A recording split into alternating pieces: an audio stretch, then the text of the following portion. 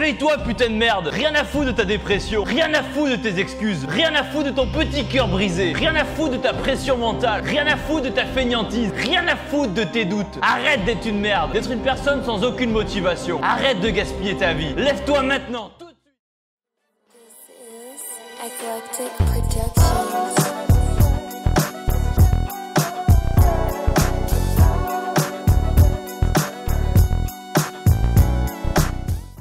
J'étais à deux doigts de dire que cette vidéo allait être rapide, puis je me suis rappelé que je me suis engagé à ne plus dire ça, parce qu'à chaque fois que je dis que ça va être rapide, je me retrouve à de faire un déclencheur, élément perturbateur, conclusion, résolution, je te fais un bac de philo à la fin. Regarde, là par exemple, je viens de perdre 30 secondes à t'expliquer que j'allais essayer de faire une vidéo courte, et donc ma vidéo sera moins courte. Bref, Nash Team, bonjour et bienvenue dans cette nouvelle vidéo. Si tu nous rejoins pour la première fois, bienvenue à toi aussi, y a pas de raison, hein. Pense à t'abonner, activer la cloche, comme ça tu auras ta carte de membre qui te donnera des avantages tels que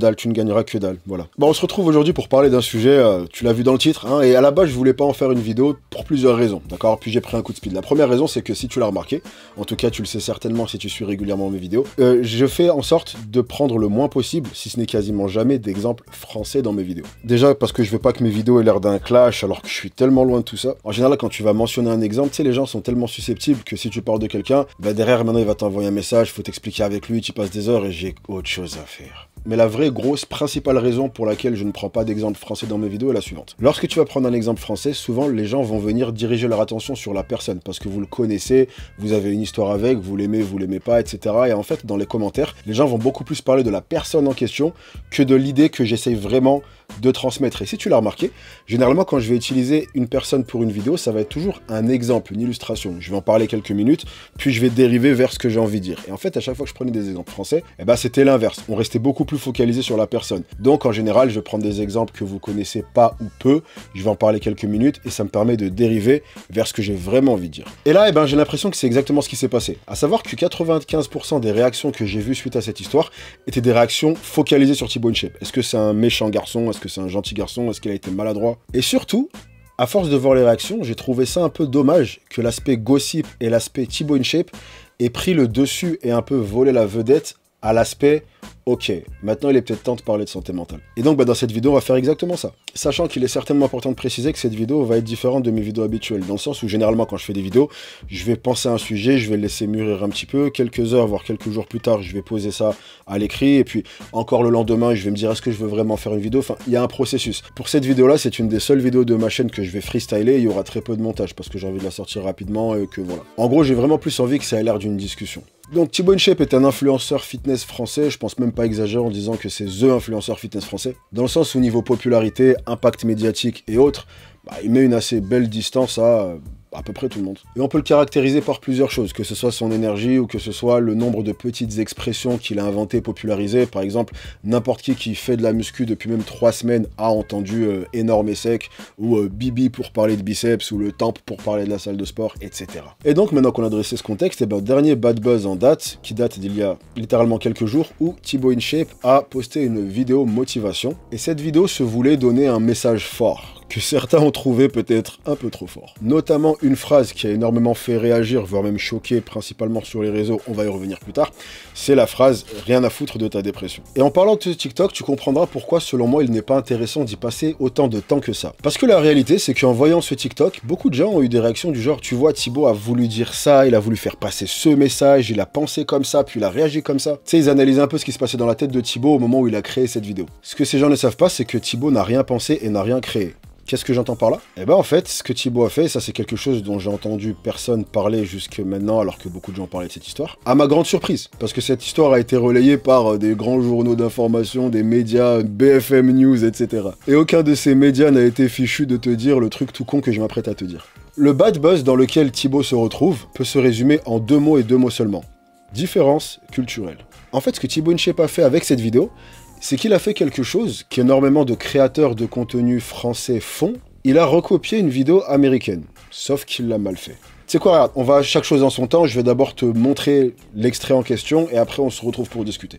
Get up, you stupid fuck.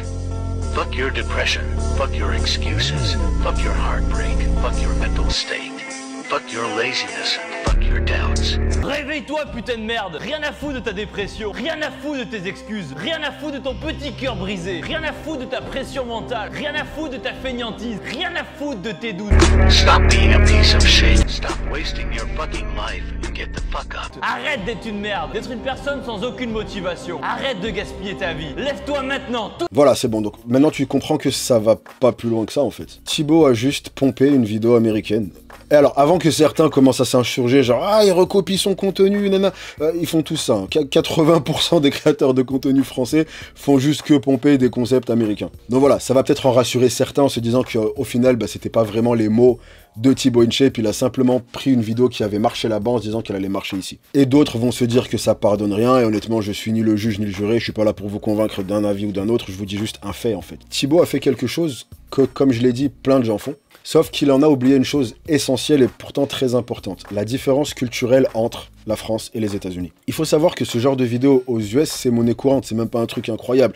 Un mec qui te dit « j'emmerde ta dépression, arrête d'être une merde », c'est une base là-bas. Rien que dans le milieu du développement personnel, Tony Robbins l'a déjà dit, Gary Vee l'a déjà dit, Eric Thomas l'a déjà dit, enfin il y a des dizaines et des dizaines de mecs qui dans leurs vidéos vont avoir des propos qui sont même 2 fois plus trash que ça. Et pour moi, tu vois, je trouve que c'est assez dommage que cette histoire soit allée aussi loin dans sa direction d'essayer de diaboliser ou de défendre Thibaut, alors que ça va pas plus loin que ça les gars en fait. Il a juste vu une vidéo, il s'est dit je vais la refaire sur mon TikTok. D'autant plus, et je terminerai la partie Thibaut InShape là-dessus, c'est que moi-même n'étant pas du tout un consommateur du contenu de Thibaut, j'ai jamais regardé une seule de ses vidéos en entier. Même moi je me rends compte que c'est pas un mauvais mec en fait, et qui dirait pas un truc pareil dans le but de vraiment volontairement blesser. Et je pense qu'il faut être vraiment de mauvaise foi pour penser que si. Et surtout, une mauvaise action n'enlève pas une bonne, d'accord? Même si ce mec a tendance à faire de temps en temps des trucs un peu cons, chose qu'on fait tous, c'est juste qu'on n'est pas médiatisé comme lui, mais qu'on l'accepte ou pas, ça reste quelqu'un qui a motivé à ce stade certainement des millions de personnes à se reprendre en main et changer de vie, et qui a fait des vidéos pour mettre en lumière des gens auxquels personne ne s'intéressait. Donc ne pas valider une chose qu'il a dit ou fait, c'est une chose, mais venir cancel tout ce qu'il a pu accomplir, non.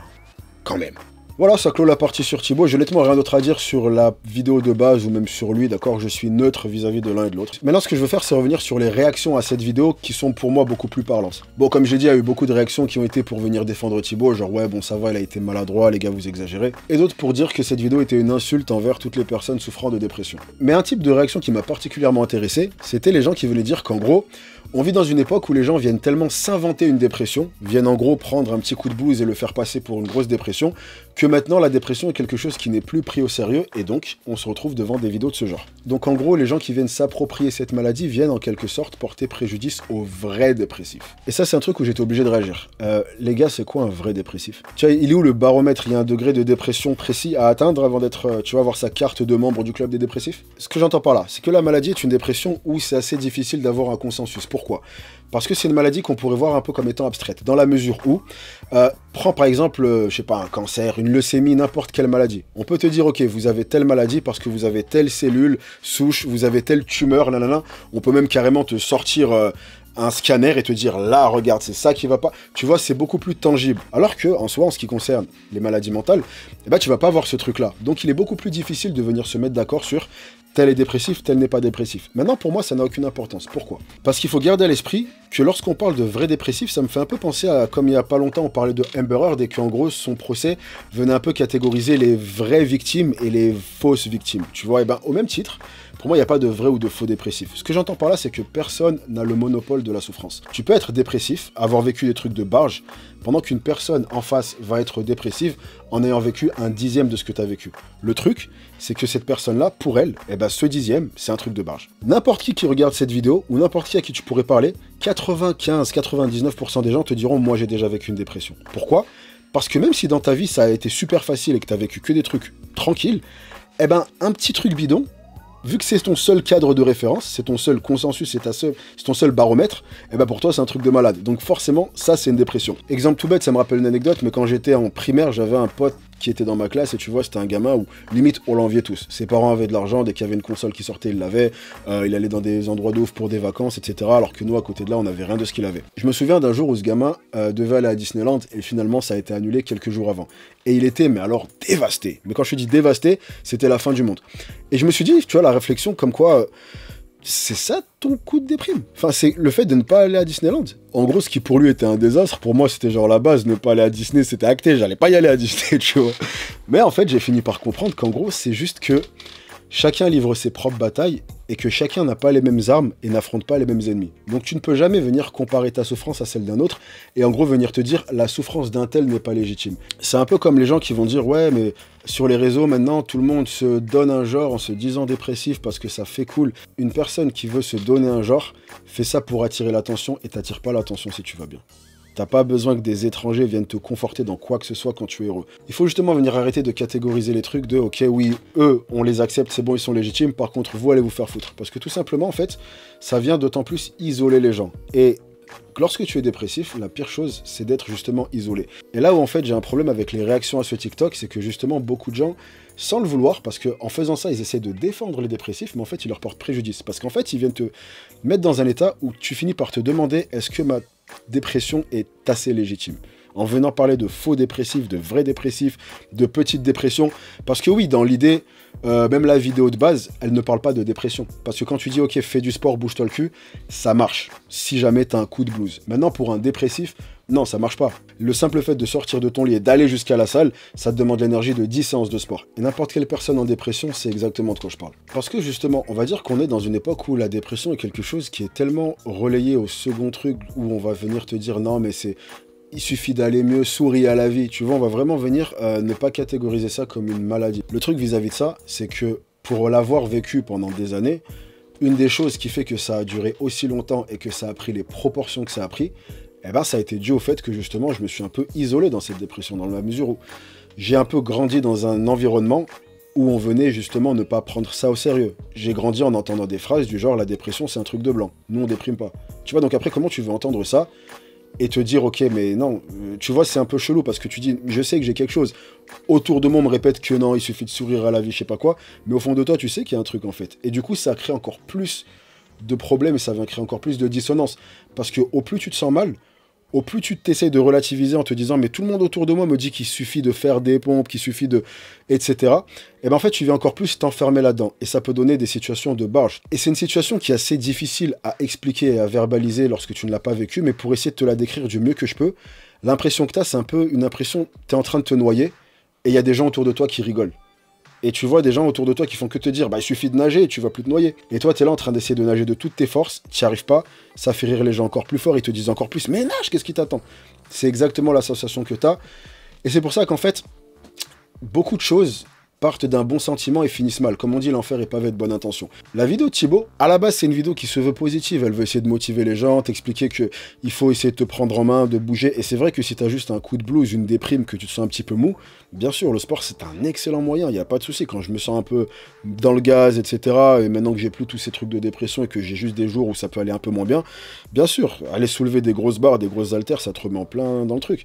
Maintenant, même si celle-là était basée de bonne intention, elle va faire plus de mal que de bien parce que justement le mec dépressif va faire des pompes, se rendre compte que ça guérit pas sa dépression et finir par se dire que le problème c'est lui. Parce que la vérité c'est qu'une véritable dépression, ça demande plus que des pompes. Idem pour les gens qui ont eu des réactions par la suite en disant non mais en disant ça tu viens insulter les vrais dépressifs. En fait justement ça va juste venir placer les gens dans une bulle où ils se disent ok mais est-ce que moi je suis un vrai dépressif ou est-ce que juste j'essaye de me donner un genre comme les tweets le disent. Et encore plus, bah voilà, tu te retrouves avec des gens qui vont encore plus s'isoler, encore moins parler, alors que justement, lorsque tu es dépressif, la chose à faire, c'est justement d'en parler de la façon la plus claire possible, expliquer exactement comment tu te sens, parce que si tu le fais pas, ça va exploser tôt ou tard. Dans mon cas, ça a explosé, dans le cas de plein de gens, ça a explosé, donc la seule chose à faire, c'est parle-en, mets des mots sur ce que tu ressens, et ne pense jamais que ta dépression ou ta souffrance ou le mal-être que tu ressens n'est pas légitime. C'est dommage qu'il ait fallu en passer par un bad buzz, mais des fois il faut en passer par là, mais le résultat des courses, c'est que maintenant, beaucoup plus de gens justement viennent s'intéresser à la dépression, essayer de la comprendre, et je pense que c'est mine de rien, un bon pas vers le fait de trouver une solution à ça et de faire en sorte d'aider les gens qui ont besoin d'aide. Parce que je pense que l'ennemi numéro 1 de la dépression, et l'un des plus grands ennemis, c'est justement l'isolement et la sensation d'être incompris dans ce qu'on vit. Je pense qu'il est assez... il est en partie de notre devoir en tant que créateur de contenu de justement essayer de faire avancer ça et de faire en sorte que les gens qui en souffrent comprennent que non, ils sont pas bizarres, que non, c'est pas des abuseurs et que non, ils exagèrent pas et qu'ils se donnent pas un genre. D'accord? Si tu souffres de quelque chose, tu souffres. Enfin bon, je pense que j'ai dit plus ou moins ce que j'avais à dire, c'était décousu as fuck. Là, vous avez la réponse et l'illustration de pourquoi je ne freestyle jamais de vidéo. Ça partait dans tous les sens. Je suis sûr qu'après avoir terminé l'enregistrement, je vais me dire, oh, t'aurais dû dire ça, t'as oublié de dire ça, t'aurais dû rajouter ça. Voilà, donc vous habituez pas trop, je déteste freestyler des vidéos et là, vous l'avez vu. Mais en tout cas, comme je l'avais dit, c'était un sujet qui me tenait à cœur et je me sentais... je sentais vraiment l'utilité de venir apporter ce que j'ai apporté à la conversation. Encore une fois, j'espère que cette vidéo sera prise pour ce qu'elle est, c'est-à-dire une vidéo où j'essaye d'ouvrir la discussion en ce qui concerne la dépression et les maladies mentales, pas une vidéo je réagis à Thibaut InShape. Donc voilà, en tout cas, force à tous ceux qui vivent ou ont vécu quelque chose de similaire. Et encore une fois, je l'ai déjà dit dans plusieurs vidéos, ne pensez jamais que c'est quelque chose qui est insurmontable ou qui ne prendra jamais fin, même si je l'ai pensé personnellement. C'est quelque chose qui prend fin. Il suffit juste d'essayer de faire en sorte d'aller dans la direction où ces choses-là sont susceptibles de prendre fin. Donc parler aux personnes qu'il faut, exprimer les choses qui doivent être exprimées, faire les choses qui doivent être faites et ne pas venir foutre ça sous un tapis en se disant ça finira par passer. Voilà, fin de la vidéo. Quel mot est-ce qu'on pourrait commenter pour ceux qui sont restés jusqu'à la fin? Ceux qui sont restés jusqu'à la fin, là par contre vous m'impressionnez. Je vous ai déjà dit que vous étiez sexy en restant jusqu'à la fin, mais là vous êtes... C'est quoi le mot qui est au-dessus de sexy? Non, il n'y a rien au-dessus de sexy. Sexy c'est le maître mot, donc vous êtes sexy. Ceux qui sont restés jusqu'à la fin, commentez courage. Parce que ça demande beaucoup de courage de se sortir de ce genre de choses. Et ça les gens le réalisent pas assez. Beaucoup pensent que ceux qui sont atteints de ce genre de maladie sont des faibles. Crois-moi que si une personne trouve les couilles d'en parler, c'est qu'il est très très fort. Qu'elle est très très forte. Voilà, en tout cas, moi la team, je vous chope sur une prochaine vidéo qui sera un peu plus professionnellement faite. Promis. En tout cas, la team, moi je vous chope sur une prochaine. Rejoignez-moi sur Instagram pour faire plus ample connaissance. En attendant la prochaine vidéo, prenez soin de vous, c'est très important. Ne lâchez rien jamais, bien entendu. Vous connaissez déjà la chanson, soyez sexy. Peace.